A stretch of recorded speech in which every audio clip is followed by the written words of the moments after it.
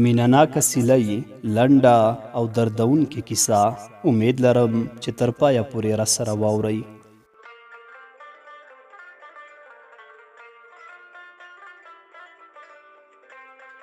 تقریبا د شپې 2 بجې به وې. د درونټې تونل له لرې ځایه ښکارېده. چپلاس ته روانو اوبو د ننګرهار ښار پر لور منډې وهلې. د سپوږمۍ رڼا د اوبو پر مخ یو عجیبه منظر جوړ کړی و. پر سړک د ولاړو موټرو د چراغونو سرې او زیړې رڼاګانې هم د اوبو روڼوالي منعکسولې. په موټر کې زیاتره خلک ویده وو.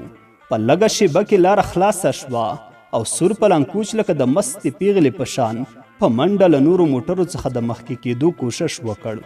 خاموشه خاموشي وه. صرف په هوا کې د یو ګیرور سړي خرهاری خود. ما ته هم د خوب خاپیریو ټالۍ راکولې. سره نه هاخوا دې خوا تللو. زه د منظرې په لیدلو بوخت وم چې ناڅاپه مې د تخرګ لاندې برخه یو څه وتخنېده. فکر مې وکړ لکه څوک رانه جیب وهي. زر مې لاس ور واچاوه، خو چې ومې لیدل موبایل ته مې زنګ و. پورته مې کړ. په زنګېدلي آواز مې وویل سلام علیکم. له هغې خوا راته وویل شول وعلیکم سلام، څنګه موبایل نه اوچتوې؟ دا مې له سم ځل دی چې زنګ درته کوم. کله دې موبایل بند وي کله یې نه اوچتوې. ما ورته وویل یاره نه یم پرې پوه شوی او تا ته خو معلومات دي که نه چې د کابل په لاره موبایل سم کار نه کوي، بیا ولې هسې لانجې کوې؟ هغې راته وویل ښه سمه ده، دا خبرې پرېږده چېرته په خیر راورسېدلې. ما ورته وویل دا دې در نږدې یم، د درونټې په تونل در داخل شوم، انشاءالله په نیم ساعت کې به در ورسېږم. هغې راته وویل ښځه سمه ده، موټروان ته ووایه چې موټر تیز تیز وچلوي، ما ته له تا څخه بغیر ډوډۍ خوند نه راکوي. د حمید په لاس مې درته له بازاره ښه ښایسته کبان راغوښتي دي، هغه وخوړل ویده شو، ته زر راشه. ما ورته وویل څه وکړم؟ دروالوزم، خو موټر دی خپل مزل کوي.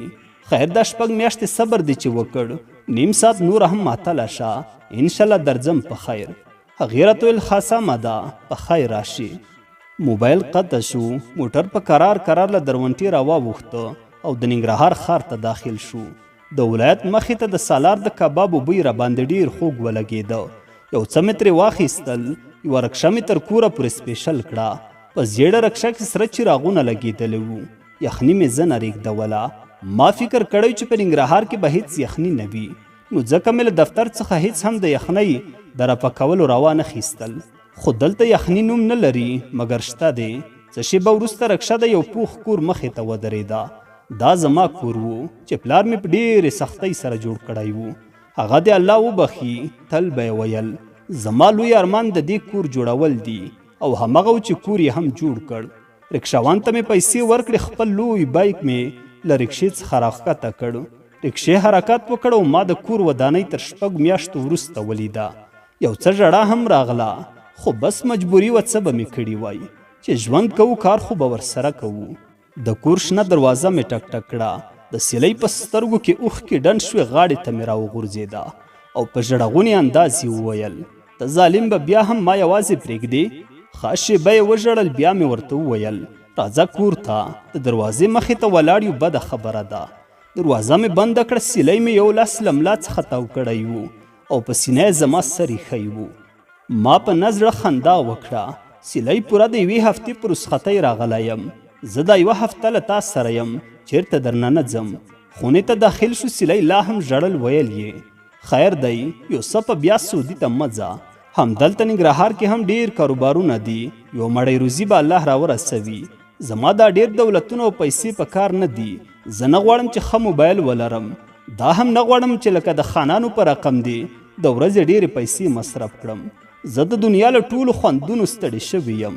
زه صرف تا غواړم چې ته نه یې، ما ته د دې کور هر څه بې خونده ښکاري. ستا په نشتون کې زه دې کور ته زندان وایم. که دا ځل لاړې شاید د نشتون په خفګان کې دې مړه شم.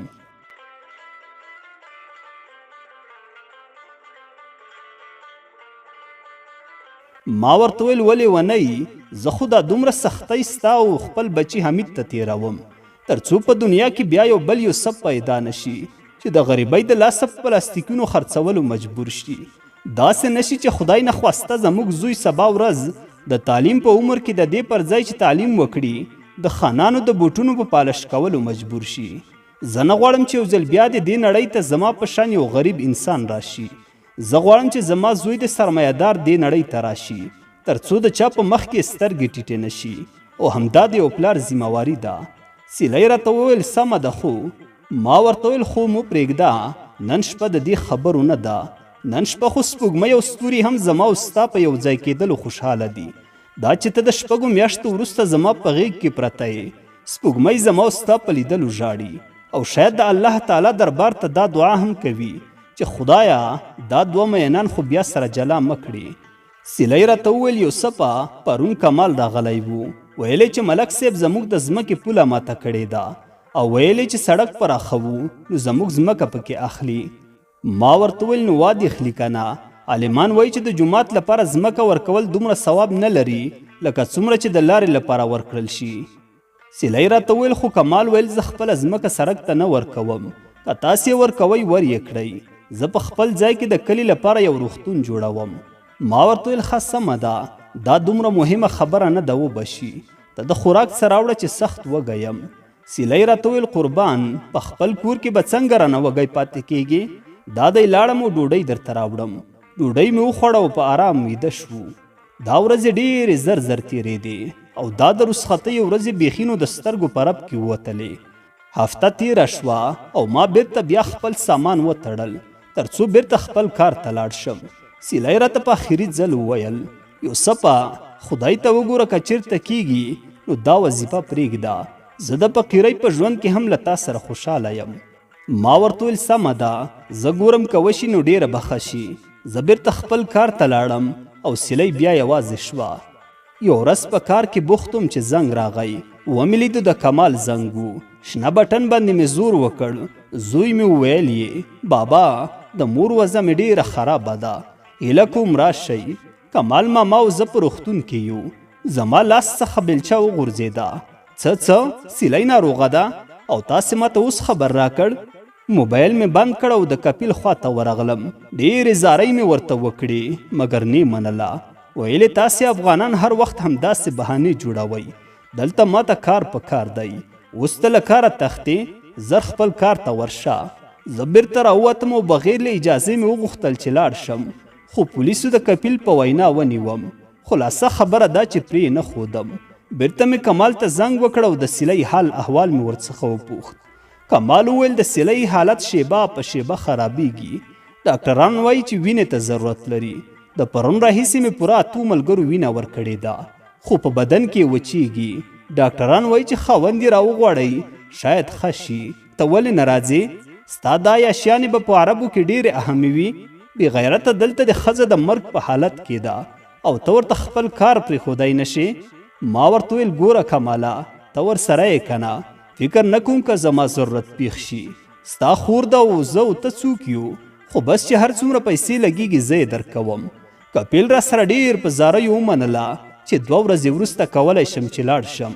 کمال ته مې په یو ځل ښه ډېرې پیسې ورولېږلې. دا 2 ورځې هم تېرې شوې او زه افغانستان ته راغلم. هر کله چې کور ته راورسېدم نو زموږ په کور کې ویر جوړ و. ټول خپلوان راغلي وو، ټولو خپل مخونه وهل. زما په زړه کې یو درد تیر شو او د درد اوښکې مې له سترګو څخه تویې شوې. دا چې کور کې پردۍ زنانه ډېرې وې نو ومې غوښتل چې بیرون مهمانخانې ته لاړ شم. مخ مې راواړاوه. د مخ له راړولو سره مې سترګې تابوت په سر په یوې جینۍ ولګېدې. خیال مې شو هوبهو سلګۍ ته ورته وه چې سترګې مې راواړولې نو سلګۍ د تابوت مخې ته ناسته وه. حق حیران شوم چې خوب وینم او که څه کیسه ده، خو دې وخت کې د سلګۍ سترګې هم په ما ولګېدې. را منډه کړل او غاړه یې رانه تاو کړه او په ژړغوني غږ یې وویل یوسفه کمال یې ویشتی دی، الله تعالی دې له دې ظالمانو څخه خپل غچ واخلي.